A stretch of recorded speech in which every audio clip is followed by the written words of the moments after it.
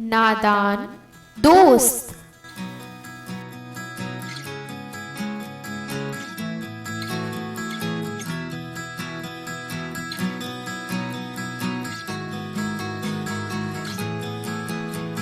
नादान दोस्त। केशव के घर कार्निस के ऊपर एक चिड़िया ने अंडे दिए थे। केशव और उसकी बहन श्यामा दोनों बड़े ध्यान से चिड़िया को वहां आते जाते देखा करते। सवेरे दोनों आंखें मिलते कार्निस के सामने पहुंच जाते और चिड़ा और चिड़िया दोनों को वहां बैठा पाते। उनको देखने में दोनों बच्चों को ना मालूम क्या मजा मिलता। दूध और जलेबी की सुध भी ना रहती। दोनों के दिल में तरह तरह के सवाल उठते। अंडे कितने बड़े होंगे? किस रंग के होंगे? कितने होंगे? क्या खाते होंगे? उनमें से बच्चे किस तरह निकल आएंगे? बच्चों के पर कैसे निकलेंगे? घोंसला कैसा है? लेकिन इन बातों का जवाब देने वाला कोई नहीं। ना अम्मा को घर के काम धंधों से फुर्सत थी, ना बाबूजी को पढ़ने लिखने से। दोनों बच्चे आपस में ही सवाल जवाब करके अपने दिल को तसल्ली दे दिया करते थे। श्यामा कहती, क्यों भैया, बच्चे निकलकर फुर से उड़ जाएंगे।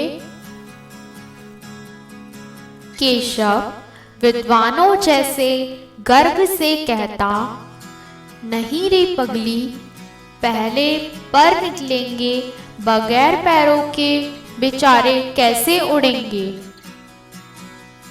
श्यामा बच्चों को क्या खिलाएगी बेचारी।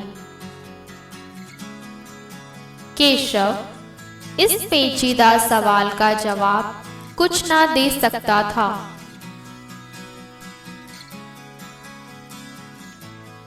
इस तरह 3-4 दिन गुजर गए। दोनों बच्चों की जिज्ञासा दिन दिन बढ़ती जाती थी। अंडों को देखने के लिए वे अधीर हो उठते थे। उन्होंने अनुमान लगाया कि अब जरूर बच्चे निकल आए होंगे। बच्चों के चारे का सवाल अब उनके सामने आ खड़ा हुआ। चिड़िया बेचारी इतना दाना कहाँ पाएगी कि सारे बच्चे का पेट भरे। गरीब बच्चे भूख के मारे चू चू करके मर जाएंगे।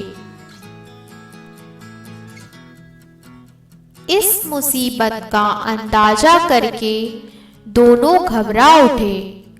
दोनों ने फैसला किया कि कार्निस पर थोड़ा सा दाना रख दिया जाए। श्यामा खुश होकर बोली, तब तो चिड़िया को चारे के लिए कहीं उड़कर ना जाना पड़ेगा। केशव, नहीं, तब क्यों जाएगी। श्यामा, क्यों भैया, बच्चों को धूप ना लगती होगी। केशव का ध्यान इस तकलीफ की तरफ ना गया था। बोला, जरूर तकलीफ हो रही होगी। बेचारे प्यास के मारे तड़पते होंगे। ऊपर छाया भी तो नहीं है। आखिर यही फैसला हुआ कि घोंसले के ऊपर कपड़े की छत बना देनी चाहिए। पानी की प्याली और थोड़े से चावल रख देने का प्रस्ताव भी स्वीकृत हो गया। दोनों बच्चे बड़े चाव से काम करने लगे। श्यामा माँ की आंख बचाकर मटके से चावल निकाल लाई। केशव ने पत्थर की प्याली का तेल चुपके से जमीन पर गिरा दिया और उसे खूब साफ करके उसमें पानी भरा। अब चांदनी के लिए कपड़ा कहाँ से आए? फिर ऊपर बगैर छड़ियों के कपड़ा ठहरेगा कैसे? और छड़ियाँ खड़ी होंगी कैसे? केशव बड़ी देर तक इसी उधेड़-बुन में रहा। आखिरकार उसने यह मुश्किल भी हल कर दी। श्यामा से बोला, जाकर कूड़ा फेंकने वाली टोकरी उठा लाओ। अम्मा जी को मत दिखाना। श्यामा वह तो बीच से फटी हुई है, उसमें से धूप नहीं जाएगी। केशव ने झुंझलाकर कहा, तू टोकरी तो ला, मैं उसका सुराख बंद करने की कोई हिकमत निकालूंगा। श्यामा दौड़कर टोकरी उठा लाई। केशव ने उसके सुराख में थोड़ा सा कागज ठूस दिया और तब टोकरी को एक टहनी से टिकाकर बोला, देख, ऐसे ही घोंसले पर उसकी आड़ कर दूंगा, तब कैसे धूप आएगी? श्यामा ने दिल में सोचा, भैया कितने चालाक हैं।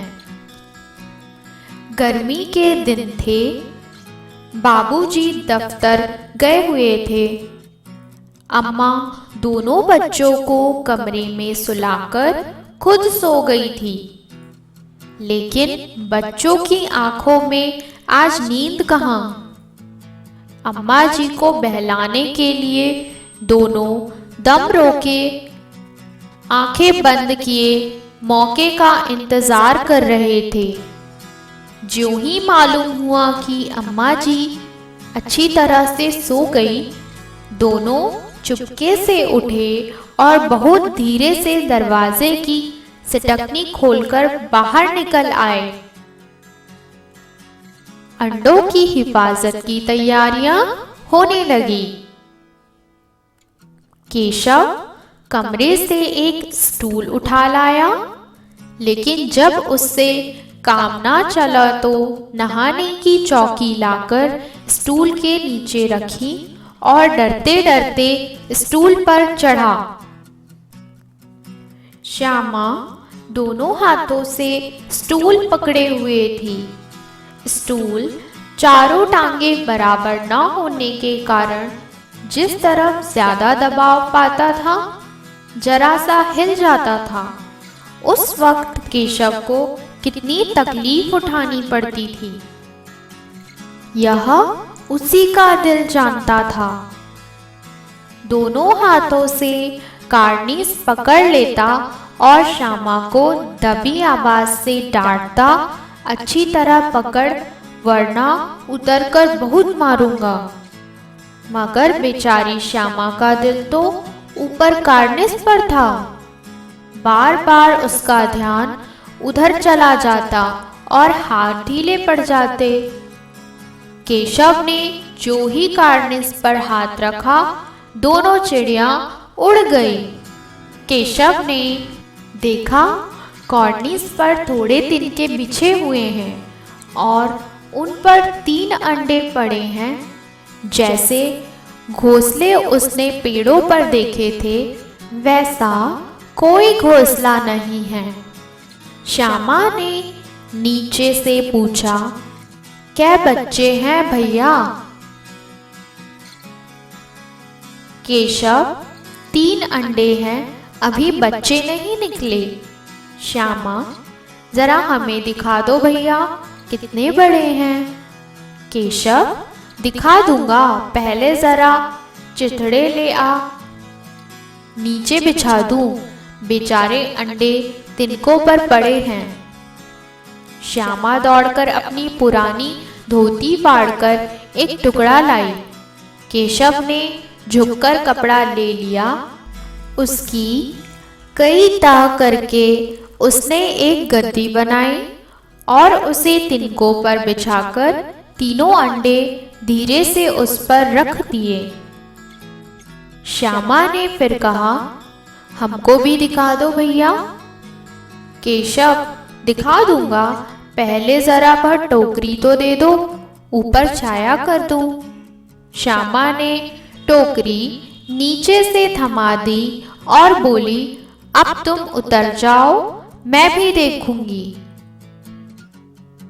केशव ने टोकरी को एक टहनी से टिकाकर कहा, जा दाना और पानी की प्याली ले आ, मैं उतर आऊं तो तुझे दिखा दूंगा। श्यामा प्याली और चावल भी लाई।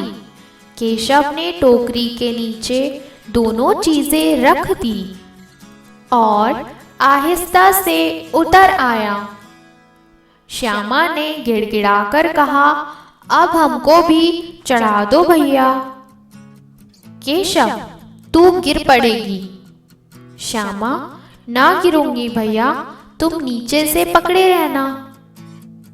केशव, ना भैया, कहीं तू गिरा पड़ी तो अम्मा जी मेरी चटनी ही कर डालेगी, कहे कि तूने ही चढ़ाया था, क्या करेगी देखकर। अब अंडे बड़े आराम से हैं, जब बच्चे निकलेंगे तो उनको पालेंगे।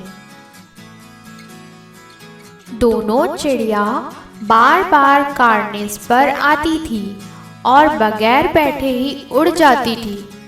केशव ने सोचा, हम लोगों के डर से नहीं बैठती। स्टूल उठाकर कमरे में रख आया। चौकी जहां की थी वहां रख दी।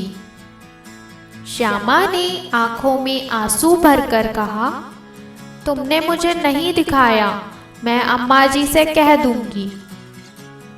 केशव, अम्मा जी से कहेगी तो बहुत मारूंगा, कह देता हूं।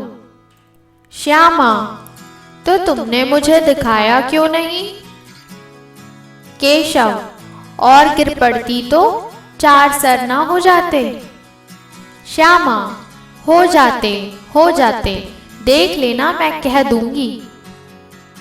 इतने में कोठरी का दरवाजा खुला और माँ ने धूप से आंखों को बचाते हुए कहा, तुम दोनों बाहर कब निकल आए? मैंने कहा ना था कि दोपहर को ना निकलना। किसने किवाड़ खोला? किवाड़ केशव ने खोला था, लेकिन श्यामा ने माँ से यह बात नहीं कही। उसे डर लगा कि भैया पिट जाएंगे। केशव दिल में कांप रहा था कि कहीं श्यामा कह ना दे अंडे ना दिखाए थे। इससे अब उसको श्यामा पर विश्वास ना था। श्यामा सिर्फ मोहब्बत के मारे चुप थी, या इस कसूर में हिस्सेदार होने की वजह से इसका फैसला नहीं किया जा सकता। शायद दोनों ही बातें थी। माँ ने दोनों को डांट डपट कर फिर कमरे में बंद कर दिया और आप धीरे धीरे उन्हें पंखा चलने लगी। अभी सिर्फ 2 बजे थे। बाहर तेज लू चल रही थी। अब दोनों बच्चों को नींद आ गई। 4 बजे यकायक श्यामा की नींद खुली। किवाड़ खुले हुए थे। वह दौड़ी हुई कॉर्निस के पास आई और ऊपर की तरफ ताकने लगी। टोकरी का पता ना था। संयोग से उसकी नजर नीचे गई और वह उल्टे पांव दौड़ती हुई कमरे में जाकर जोर से बोली, भैया अंडे तो नीचे पड़े हैं। बच्चे उड़ गए। केशव घबराकर उठा और दौड़ा हुआ बाहर आया तो क्या देखता कि 3 अंडे नीचे टूटे पड़े हैं और उनसे कोई चूने की सी चीज बाहर निकल आई है। पानी की प्याली भी एक तरफ टूटी पड़ी है। उसके चेहरे का रंग उड़ गया। सहमी हुई आंखों से जमीन की तरफ देखने लगा। श्यामा ने पूछा, बच्चे कहाँ उड़ गए भैया? केशव ने करुण स्वर में कहा, अंडे तो फूट गए। श्यामा, और बच्चे कहाँ गए? केशव, तेरे सर में देखती नहीं है, अंडों में से उजला उजला पानी निकल आया है। वही तो 2-4 दिनों में बच्चे बन जाते। माँ ने सोटी हाथ में लिए हुए पूछा, तुम दोनों वहां धूप में क्या कर रहे हो? श्यामा ने कहा, अम्मा जी, चिड़िया के अंडे टूट पड़े हैं। माँ ने आकर टूटे हुए अंडों को देखा और गुस्से से बोली, तुम लोगों ने अंडों को छुआ होगा। अब तो श्यामा को भैया पर जरा भी तरस न आया। उसी ने शायद अंडों को इस तरह रख दिया कि वह नीचे गिर पड़े। इसकी तो सजा मिलनी चाहिए। बोली, इन्होंने अंडों को छेड़ा था अम्मा जी। माँ ने केशव से पूछा, क्यों रे? केशव भीगी बिल्ली बना खड़ा था। माँ, तू वहां पहुंचा कैसे? श्यामा, चौकी पर स्टूल रखकर चढ़े अम्मा जी। केशव, तू स्टूल थाम नहीं खड़ी थी? श्यामा, तुम्ही ने तो कहा था। माँ, तू इतना बड़ा हुआ, तुझे अभी इतना भी नहीं मालूम कि छूने से चिड़ियों के अंडे गंदे हो जाते हैं। चिड़िया फिर उन्हें नहीं सेती। श्यामा ने डरते डरते पूछा, तो क्या चिड़िया ने अंडे गिरा दिए हैं अम्मा जी? माँ, और क्या करती? केशव के सिर इसका पाप पड़ेगा। हाय हाय, 3 जाने ले ली दुष्ट ने। केशव रोनी सूरत बनाकर बोला, मैंने तो सिर्फ अंडों को गद्दी पर रख दिया था अम्मा जी। माँ को हंसी आ गई, मगर केशव को कई दिनों तक अपनी गलती पर अफसोस होता रहा। अंडों की हिफाजत करने के जोग में उसने उसका सत्यानाश कर डाला। इसे याद कर वह कभी कभी रो पड़ता था। दोनों चिड़िया वहां फिर ना दिखाई दी।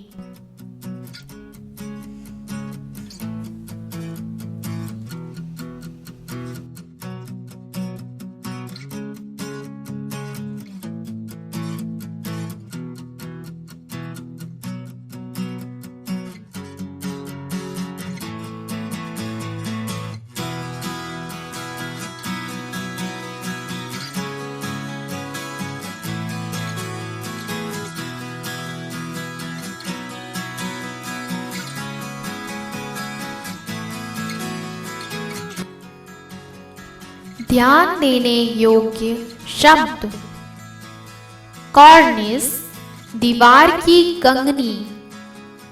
तसल्ली, सांत्वना, दिलासा, ढांढस।